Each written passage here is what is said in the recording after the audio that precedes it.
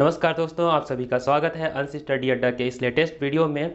आइए हम और आगे बात करते हैं। लास्ट क्लास में हम लोगों ने फर्स्ट चैप्टर के कुछ चीज़ों के बारे में बात कर लिया था, जिसमें से विद था आपका विद्युत। विद्युत क्या चीज़ होता है, फिर आया था आवेश, और आवेश को जानने के लिए कुछ हम लोगों ने प्रयोग देखे थे। आज हम लोग देखेंगे कि ये जो आवेश होता है, क्योंकि शुरू में हम आवेश की बात कर रहे हैं, तो आवेश होता है इसके और क्या क्या गुण पाए जाते हैं। तो जो हमारा नेक्स्ट टॉपिक है बच्चों, वो है आपका विद्युत आवेश के मूलभूत गुण। विद्युत आवेश के मूल गुण लिखे थे। देखिए, तो आवेश, जो विद्युत आवेश होता है, उसका सबसे पहला प्रॉपर्टी होता है बच्चों कि उसे कभी नष्ट नहीं किया जा सकता, जिसे हम कहते हैं आवेश का संरक्षण। जो दूसरा पॉइंट होता है वो होता है आवेश का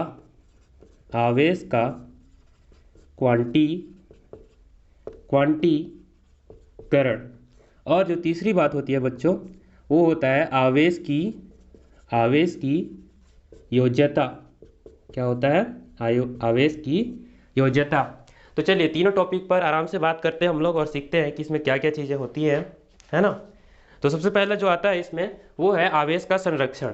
जैसा कि नाम से स्पष्ट है बच्चों कि आवेश का संरक्षण, इसका मतलब ये हो रहा है कि आप आवेश को ना तो उत्पन्न कर सकते हो और ना ही नष्ट कर सकते हो।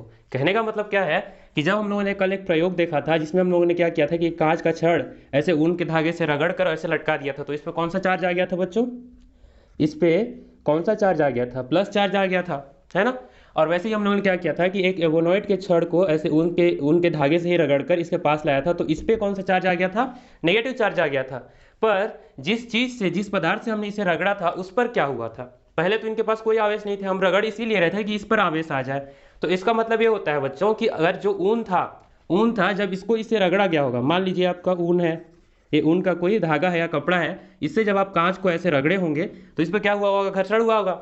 घर्षण होने के कारण क्या होता है बच्चों कि आवेश एक दूसरे में स्थानांतरित हो जाते हैं। आवेश एक दूसरे में क्या हो जाते हैं? स्थानांतरित हो जाते हैं। तो हुआ क्या था बच्चों कि जब इसको हम लोगों ने घर्षण कराया था, उस केस में ये वाला जो कांच का छड़ था ना, इस पे क्या आ गया था? प्लस चार्ज आ गया था, और इस पे क्या आ गया था? ऊन पे माइनस चार्ज आ गया था।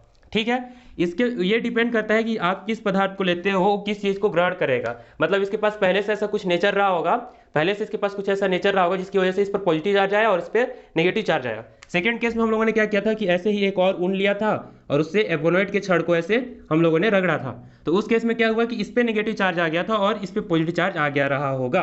क्यों ऐसा क्यों बोल पा रहा हूं मैं? अगर इस पे पॉजिटिव चार्ज आया है, तो जाहिर सी बात है कि ऊन के पास नेगेटिव चार्ज आया रहा होगा।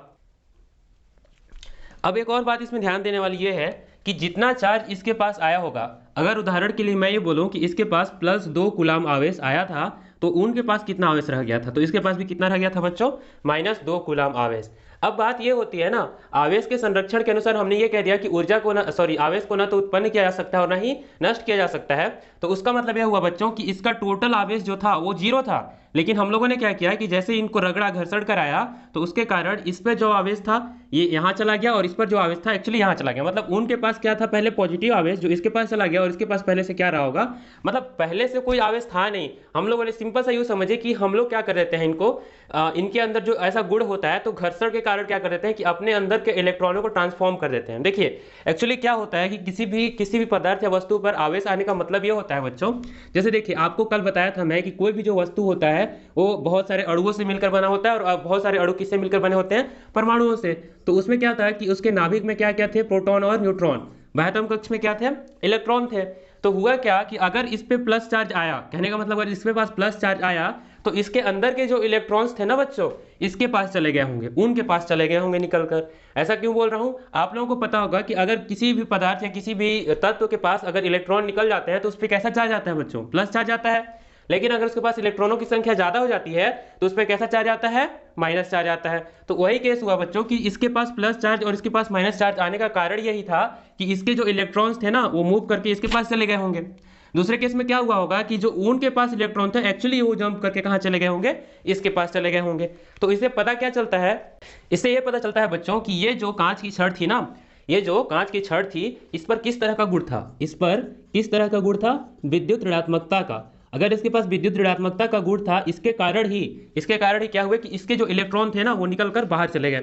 भाई अगर इसके पास विद्युत ऋणात्मकता यानी कि इसके पास ज्यादा इलेक्ट्रॉन रहेंगे तभी तो निकलेंगे, और इसके पास क्या रहा होगा कि ये विद्युत धनात्मक गुण रहा होगा। इसके पास विद्युत धनात्मक होने का मतलब क्या कि इसके पास जो पॉजिटिव आवेश था, पॉजिटिविटी था, वो ज्यादा रहा होगा। इसकी वजह से क्या हुआ कि इलेक्ट्रॉन्स निकल, उल्टा बोल गया मैं, इसके पास विद्युत धनात्मक गुण होने के कारण इलेक्ट्रॉन अपनी ओर खींच लिया। तो देखिए इलेक्ट्रॉन्स के पास कैसा आवेश होता है बच्चों, कल बताया था मैंने, नेगेटिव, और प्रोटॉन के पास कैसा आवेश होता है? पॉजिटिव, है ना। तो जो पहला अपना इसका जो गुण है वो क्या बोलता है कि आवेश के संरक्षण के अनुसार जो टोटल आवेश होता है, ओवरऑल जो आवेश होता है फाइनली जीरो ही होता है। कहने का मतलब क्या हुआ कि इन दोनों के पास जब हम लोगों ने घर्षण कराया तो इसके पास जो आवेश था और इसके पास जो आवेश था वो बराबर सिमिलर मात्रा में डिस्ट्रीब्यूट हुआ। अगर इसके पास -2 कूलम आवेश डिस्ट्रीब्यूट हुआ तो इसके पास +2 कूलम आवेश, मतलब टोटल आवेश, ओवरऑल आवेश क्या होता है? हमेशा जीरो होता है। ठीक है, ये बात समझ में आ गई कि आवेश का संरक्षण क्या है। आप टेक्स्ट बुक में देखिएगा, वहां पे और अच्छे से क्लियर हो जाएगा। दूसरा आता है बच्चों की आवेश का क्वांटीकरण, उसको समझते हैं क्या है। देखिए क्वांटीकरण का मतलब ये होता है ना कि किसी भी पदार्थ के पास आवेश का होना वो भी पूर्ण गुणज में, किसी भी आवेश के पास और किसी भी पदार्थ के पास आवेश होना वो भी पूर्ण गुणज में। इसका क्या मतलब है बच्चों, इसको समझते हैं हम लोग। देखिए अगर कोई पदार्थ, मान लीजिए कोई पदार्थ है, अगर इसके पास आवेश है, मान लीजिए मैं बोल दिया कि 4 कूलम आवेश है इसके पास, ये कोई पदार्थ है, इसके पास कितना आवेश है बच्चों? 4 कूलम आवेश है। तो 4 कूलम आवेश होने का मतलब मैं क्या बोल रहा हूँ, ये अगर यहाँ पे मैंने ऐसा लिख दिया +4 कूलम आवेश, इतना आवेश है इसके पास। ठीक है, अब देखिए क्या होता है कि इसके पास आवेश होने का मतलब ये हुआ कि इसके जो परमाणु रहे होंगे, इसके जो परमाणु रहेंगे, इस पे आवेश कैसे आ सकता है? इस पे आवेश तो दो ही तरीके से आ सकता है। किस पे? एक तो पहला ये है कि इसके नाभिक के पास पॉजिटिव, मतलब नाभिक के अंदर जो प्रोटॉन होता है उसके पॉजिटिव आवेश के कारण और दूसरा इसके कक्षक में जो इलेक्ट्रॉन्स होते हैं उसके निगेटिव चार्ज के कारण, है ना। दो तरीके से इस पर आवेश आ सकता है।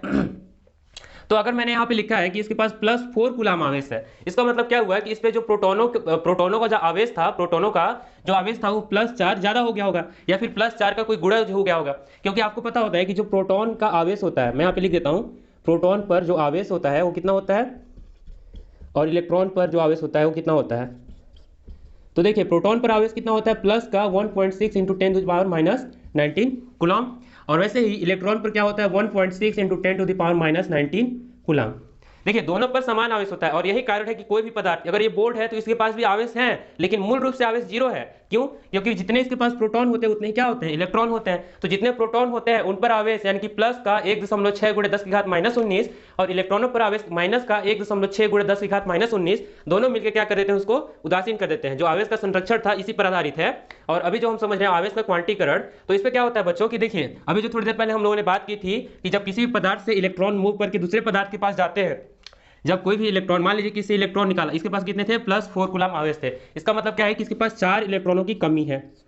अगर इस पदार्थ पर इतना आवेश है, इसका मतलब मैं बोल रहा हूं आपको कि इसके पास 4 इलेक्ट्रॉन्स की कमी है। आपने कैसे कह दिया? क्योंकि देखिए अगर +4 कूलम आवेश, इसका मतलब इसके पास 4 प्रोटॉन ज्यादा है, कंपेरेटिवली अपेक्षाकृत उसके पास 4 इलेक्ट्रॉन्स ज्यादा है ना।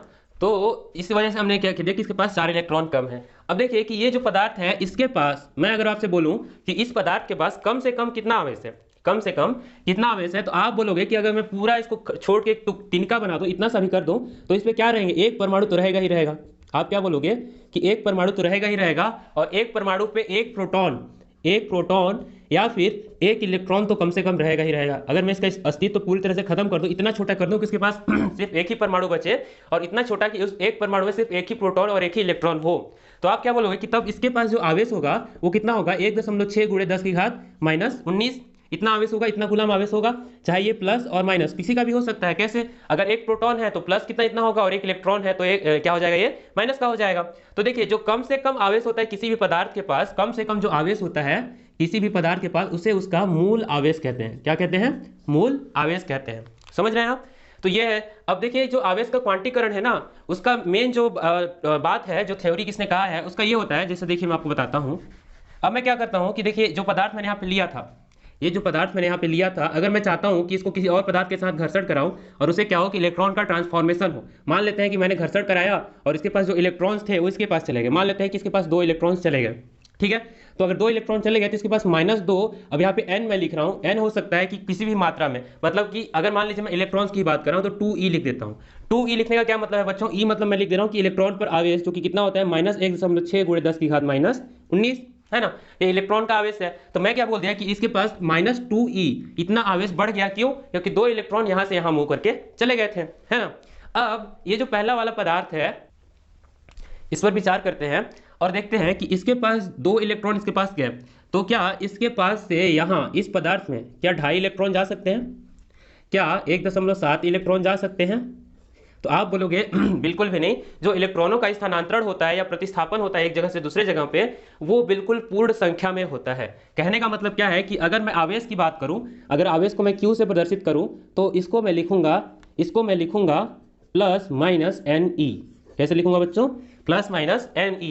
अब समझते हैं कि इसका क्या मतलब है। देखिए Q तो है आपका आवेश, क्या है? Q तो क्या है आपका आवेश। अब N क्या है? N है बच्चों पूर्ण गुणज, या फिर मैं लिख देता हूं यहाँ पे पूर्णांक संख्या।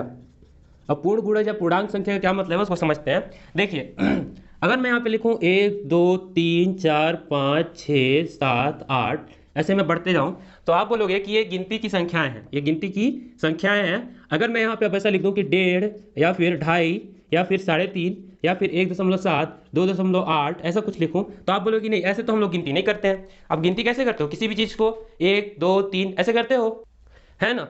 तो देखिए यहाँ पर जो n का मतलब पूर्णांक संख्या लिखा हूं, इसी को हम पूर्ण गुणज बोलते हैं। तो n का मतलब ये हुआ है कि जो इस आवेश होता है, जो आवेश होता है उस पर जो आवेश की मात्रा होती है, मतलब जो मैं ये बोल रहा हूँ ना आपके पास कि इतना आवेश होता है, इतना चार्ज होता है, तो एक इलेक्ट्रॉन का n गुना हो सकता है, और उस n का मान कितना हो सकता है? 1 2 3 4। कहने का मतलब जो Q का मान है यानी कि आवेश का मान है, या तो ये हो सकता है। अब मैं प्लस माइनस लिखने का क्या मतलब है बच्चों? प्लस माइनस लिखने का मतलब बस यही है कि वो आवेश प्लस भी हो सकता है और माइनस भी, मतलब धनात्मक भी हो सकता है और ऋणात्मक भी। अगर यहाँ पे मैंने ऐसा लिख दिया है कि +2 इलेक्ट्रॉन या फिर +-3 इलेक्ट्रॉन ऐसा लिख दिया है, लेकिन मैं Q बराबर कभी ये नहीं लिख सकता, Q बराबर ये नहीं लिख सकता कि 1.5e, या फिर Q बराबर मैं ये नहीं लिख सकता कि -1.7e।